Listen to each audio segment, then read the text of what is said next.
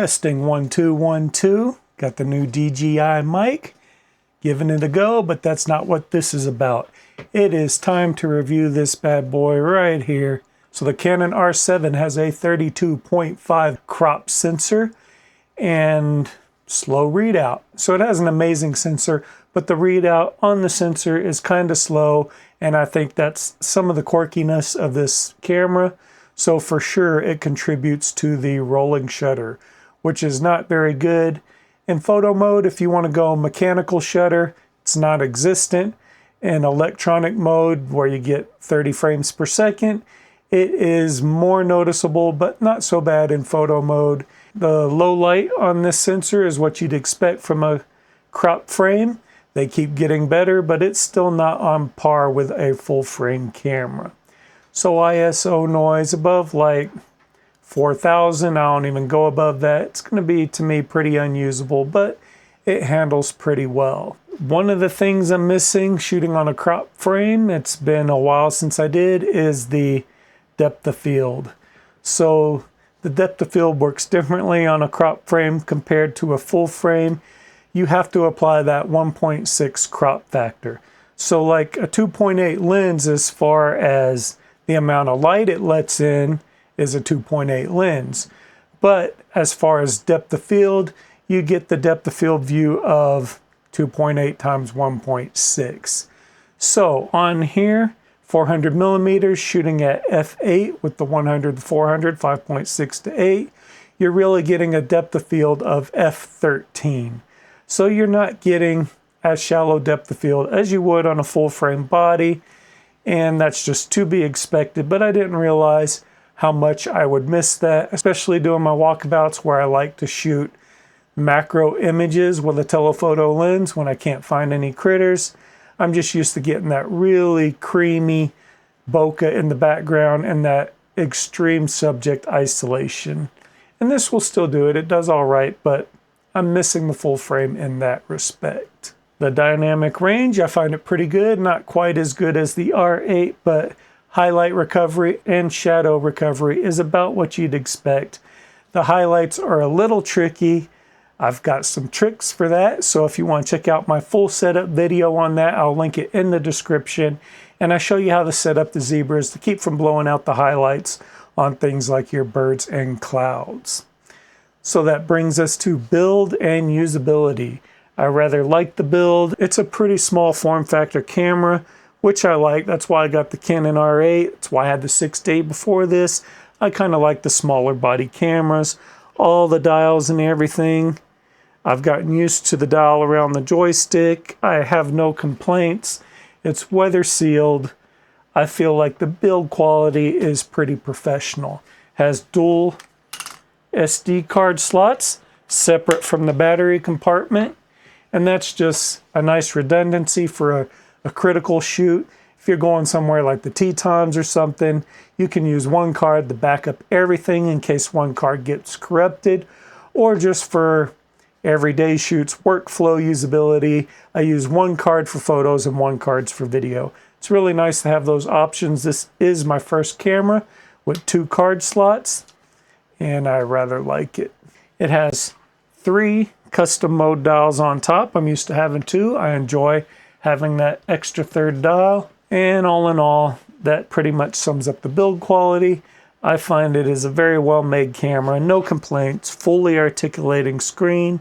Everything feels solid, everything feels pro. The battery, back to being on one of the fuller size batteries. Really enjoying that.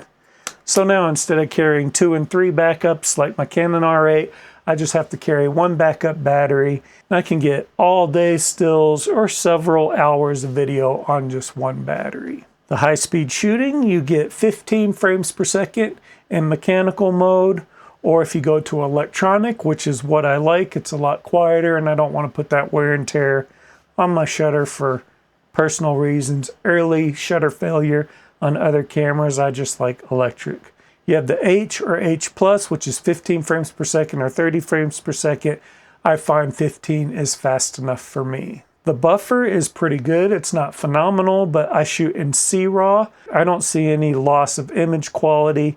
So C-RAW, I can hold that down, get 2 to 3 seconds before it starts kind of lagging, slowing down a little bit, and 7 seconds before it just fills up the buffer.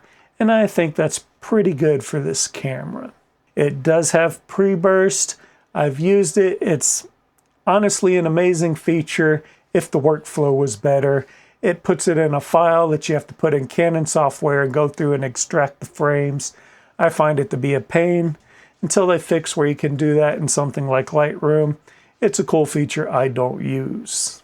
The image stabilization with this lens, I'm finding it excellent for stills. I've handheld down to, what do I have written down here?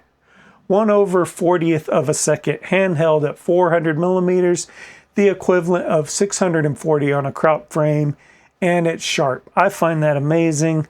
I think the image quality for stills with this lens is really good. For video, I'm not finding it quite as good as I was hoping it would be. At 400 millimeters, which is the equivalent of 640, I find it pretty shaky. Need a tripod, but I don't know if I can fault the camera for this. This lens only has one option for image stabilization. A lot of the more pro lenses have 2 or 3 options, and I hear those lenses are better tuned to this camera. So you might get a lot better performance for video image stabilization. For stills, it's just been rock solid. Video image quality, we've got pluses and minuses. In general, the image quality is really good. The main reason I bought this camera is I wanted better video. I wanted to be able to use the crop frame to get that 1.6 on my lens and just fill the frame a little more with my subject. So let's talk about the modes. 4K fine looks really good, but especially with a long lens, I'm finding it mostly useful for static or very slow panning.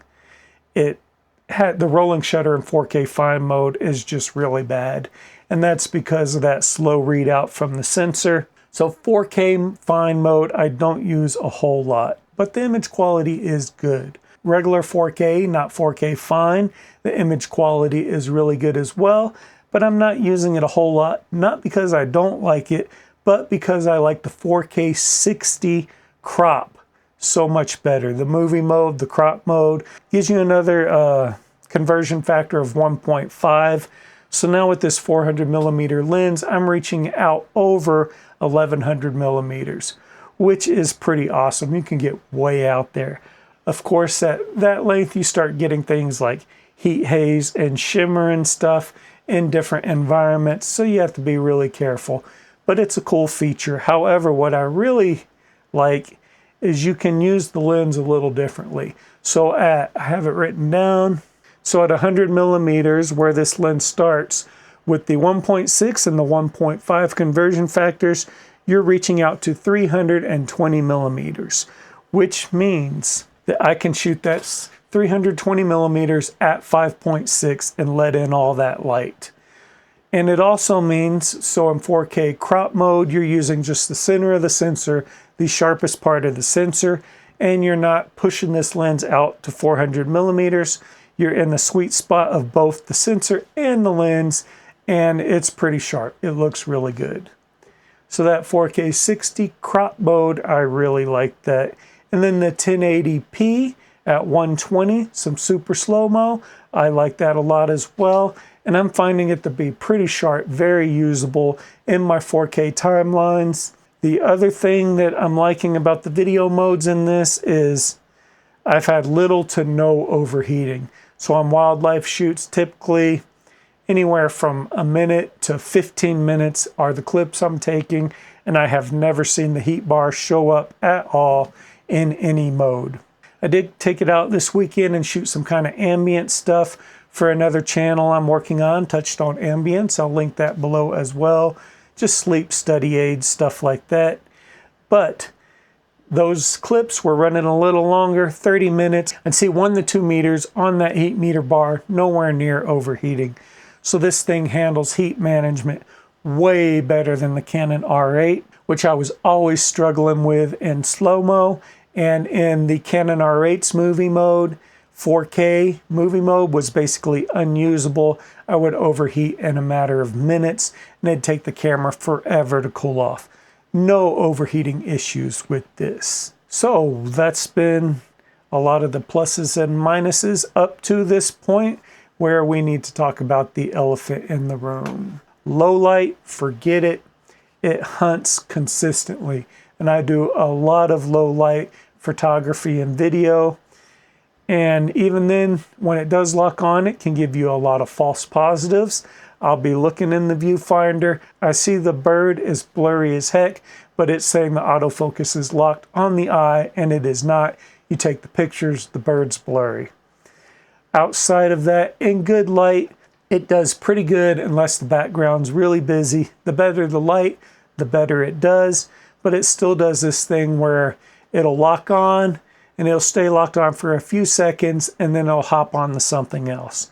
I think personally that's related to the slow readout of the sensor and maybe just an over-tuned autofocus system. It just jumps off target, locks on a branch for a little bit, jumps back on target. Not always, but with a busy background, it happens quite a bit. Then the other problem, which I'm pretty sure is related to the slow sensor readout too, is even without a busy background, I can be watching a heron or something for a long time and it'll stay locked on, no problems. The second the heron dies, it jumps focus to something else entirely and doesn't come back into focus on the bird. And I've just missed tons of phenomenal shots I know I would have grabbed with the Canon R8. And it lost them for no reason at all. Stayed focused a little bit, and then it just goes wanky. Bird in flight is another area where I've had no problems with the Canon R8.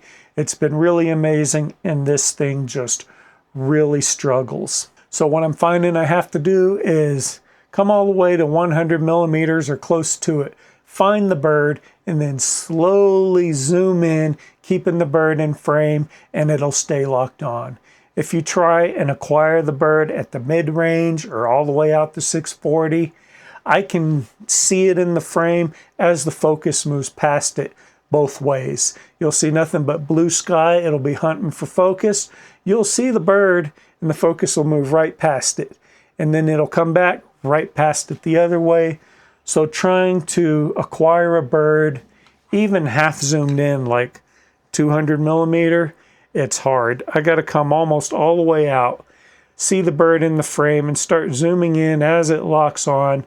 And then if I keep it in frame and zoom all the way in, it'll stay focused for the most part, but it still hunts a little bit on long pans following a bird in flight, where it'll come just a little bit in and out of focus. So what are my final thoughts on the Canon R7, and can I recommend it? Do I regret my purchase? Yes, I regret my purchase. No, I can't recommend it. I wish I could. I wish I could recommend this camera, say it's the best camera out there, use this affiliate link, go purchase it, you get a great camera, I get a little commission, everybody's happy. Unfortunately, I think Canon overhyped this camera, calling it a professional hybrid wildlife action camera in a crop body. That's not what it is. The rolling shutter for something like professional sports, it would just degrade too many images where bats would be curved, balls would be ellipses. You could use the mechanical shutter mode, but 15 frames per second for professional sports, in my opinion, isn't fast enough. Also with the autofocus missing as much as it does, struggling as much as it does, I just feel they missed the mark with it. I'm happy with the camera for the video modes, build quality, all those plus things I talked about. But just from an autofocus standpoint, I'm missing a lot of shots. I could put this lens on my Canon R8, go out, not get the extra reach, and get those shots. The frame wouldn't be as full of the subject. It's 24 megapixel versus 35, but I would get the picture. Where with this, I'm just missing a lot. I am liking it for my channel, for the different video features, for that extra reach when shooting video, making my slow motion YouTube shorts. That's why I bought it, but I didn't think it would miss in so many other areas. I would have been better off probably saving for a while, getting something like the RF100, the 500 for my Canon R8. That give me a little more reach, and then saving up even longer to get something like the R6 Mark II or R5 for those more pro features like the IBIS and weather sealing and stuff the R8 is missing. So, a little disappointed. Personally, I can't recommend it. Lots of people do love it. I mean, if you want to try it out, try it out. There's plenty of wildlife photographers who love it. This one just wasn't for me. All right, y'all. Until next time, thanks for watching. Hit that like and subscribe button. I'll put the other video and channel down in the links. And until next time.